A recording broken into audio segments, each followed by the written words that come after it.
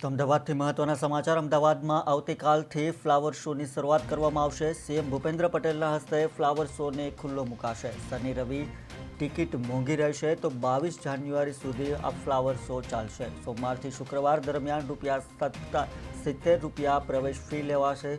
શનિ અને રવિવારે ₹100 પ્રવેશ ફી લેવામાં આવશે. તો ચાલુ વર્ષે મ્યુનિસિપલ કમિશનર દ્વારા કોર્પોરેશન દ્વારા વીઆઈપી એન્ટ્રી આપવામાં આવશે. તો અમદાવાદ મ્યુનિસિપલ કોર્પોરેશન દ્વારા આયોજિત ફ્લાવર શો 25 શરૂ કરવામાં આવશે. સીએમ ભૂપેન્દ્ર પટેલના હસ્તે ફ્લાવર શો ખુલ્લો મૂકવામાં આવશે. આ ફ્લાવર શો 3 જાન્યુઆરીથી લઈ 22 જાન્યુઆરી સુધી એમ 20 દિવસ સુધી યોજાશે.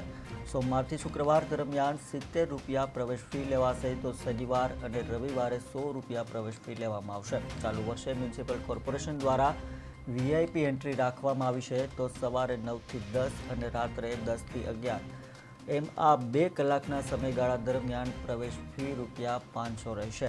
જે લોકો ભીડમાં આવવા ન માંગતા હોય તેઓ માટે વીઆઈપી સમયગાળો નક્કી કરવામાં આવ્યો છે.